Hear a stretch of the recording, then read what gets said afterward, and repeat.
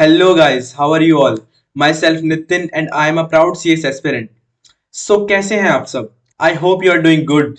तो जी आज आपके दिलो दिमाग में एक और इंटरेस्टिंग चीज ऐड ऑन होने जा रही है। जैसा कि आपने ऊपर देख ही लिया होगा कि आज हम किस चीज पर बात करने जा रहे हैं, क्या हम आज पता करने जा रहे हैं। आज हम देखने जा रहे हैं कंपनी और पार्टनरशिप के बीच का डिफरेंस। वैसे तो टाइप्स ऑफ बिजनेस बहुत सारे होते हैं, बट जो मोस्ट प्रेफर्ड होते हैं वो आते हैं हमारे पास कंपनी और पार्टनरशिप। सपोज किसी पर्सन को कोई बिजनेस स्टार्ट करना है, तो उसके मन में दो ऑप्शन सबसे ज्यादा आएंगी कि या तो वो कोई कंपनी स्टार्ट कर ले या तो वो कोई पार्टनरशिप फर्म बना ले।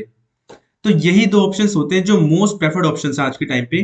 कंपनी और पार्टनरशिप, इनके बारे में हमने बेसिक अंडरस्टैंडिंग ले ली है हमारी पहली वीडियोस में। हमें अब थोड़ा थोड़ा पता है कि क्या कंपनी होती है और क्या एक पार्टनरशिप फर्म होती है। तो आज हम जानने वाले इनके बीच का डिफरेंस। खैर जो बाकी टाइप्स ऑफ बिजनेस होते हैं उनके बारे में भी हम डिस्कशन करेंगे, अलग से एक वीडियो में करेंगे उसके बारे में। बट आज हम देख लेते हैं कंपनी और पार्टनरशिप के बीच में क्या डिफरेंस है, कौन सा ऑप्शन अच्छा है कौन सा ऑप्शन खराब है। वो हम वीडियो के लास्ट में देखेंगे जब हम इनके बीच का पूरा डिफरेंस जान लेंगे। तो आइए देखते हैं क्या है इनके बीच का difference. So the first difference is members and partners. जैसा हमने अपनी पहली वीडियो में देखा था, आपने देखी भी होगी या फिर आपको नॉलेज होगी इस बारे में कि कंपनी के अंदर जो लोग पैसा लगाते हैं उनको हम बोलते हैं मेंबर्स, और जो पार्टनरशिप फर्म के अंदर कंट्रीब्यूशन देते हैं अपना उनको हम बोलते हैं पार्टनर्स। तो कंपनी के अंदर मेंबर्स पैसा लगाते हैं और पार्टनरशिप फर्म के अंदर पार्टनर्स अपना कंट्रीब्यूशन देते हैं। So that is the first difference. Now let's see the second difference.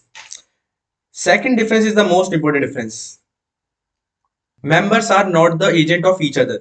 इसका मतलब ये है कि एक मेंबर दूसरे मेंबर का एजेंट नहीं होता, और अगर किसी एक मेंबर ने गलती करी है तो उसके लिए दूसरा मेंबर लायबल नहीं होगा।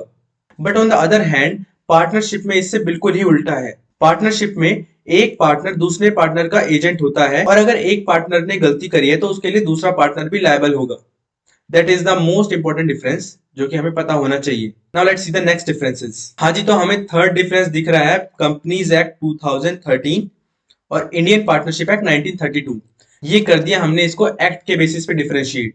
हमारी इंडिया में जितनी भी कंपनीज होती है वो सभी रजिस्टर्ड होती है अंडर द कंपनीज एक्ट 2013, और दूसरी तरफ जितनी भी पार्टनरशिप फर्म्स होती हैं वो रजिस्टर्ड होती है under the Indian partnership act 1932। That was the difference. So the next difference is registration. Companies act 2013 बोलता है कि कंपनी को रजिस्टर कराना इज कंपलसरी, बट दूसरी तरफ पार्टनरशिप फर्म को रजिस्टर कराना इज नॉट कंपलसरी। ये पार्टनर्स का डिस्क्रिप्शन होती है, ये पार्टनर्स की मर्जी होती है कि वो उसको रजिस्टर कराए या नहीं।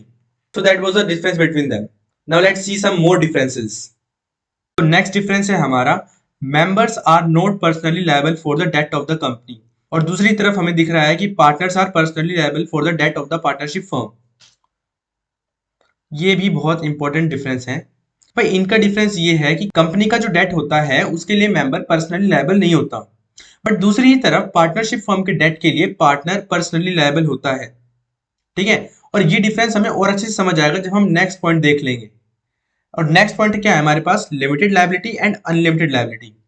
भाई लिमिटेड लायबिलिटी और अनलिमिटेड लायबिलिटी के बारे में हमने जो पिछली दो वीडियोस थी उसमें बहुत अच्छी तरीके से डिस्कशन किया था, बट अभी डिफरेंस के लिए भी हम इनको थोड़ा समझ लेते हैं। ये भी एक बहुत अच्छा और बहुत इंपॉर्टेंट डिफरेंस है इनके बीच का। फर्स्ट ऑफ ऑल देखते हैं कि लिमिटेड लायबिलिटी क्या होती है।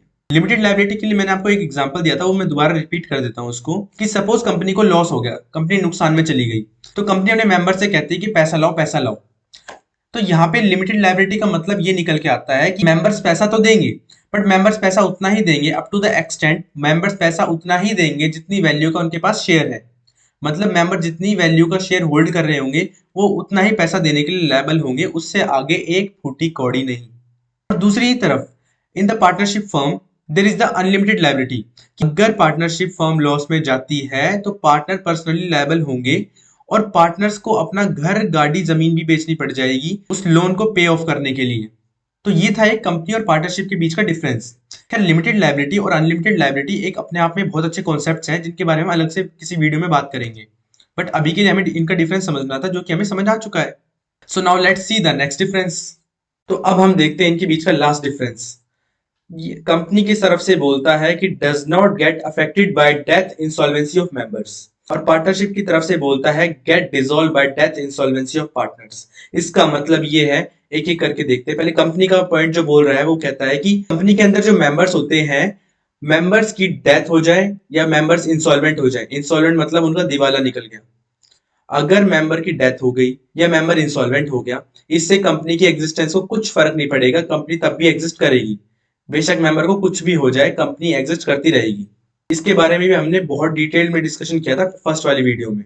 दूसरी तरफ पार्टनरशिप के अंदर का पॉइंट ये बोलता है कि अगर किसी पार्टनर की डेथ हो जाए या कोई पार्टनर इंसॉल्वेंट हो जाए, किसी भी पार्टनर की डेथ होते ही या वो इंसॉल्वेंट होते ही पार्टनरशिप फॉर्म हो जाएगी डिसॉल्व।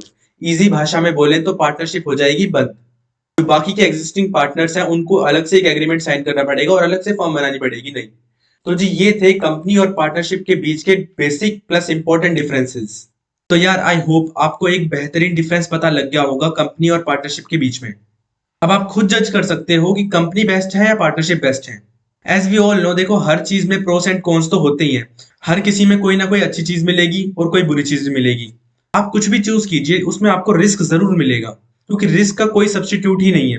रिस्क आप आज उठाएं या कल उठाएं, उठाना तो आपको पड़ेगा, क्योंकि लाइफ में आगे जाना है तो रिस्क उठाना ही पड़ेगा। There is no substitute. So I hope इस वीडियो से आपकी काफी नॉलेज एड ऑन हुई होगी। Thank you so much for your nice patience. Make sure आप लाइक कमेंट सब्सक्राइब करके जाएं और अपना रिव्यू जरूर बताएं कमेंट में। And if you want to contact me, you can catch me on Instagram, link is in the description. Thank you so much.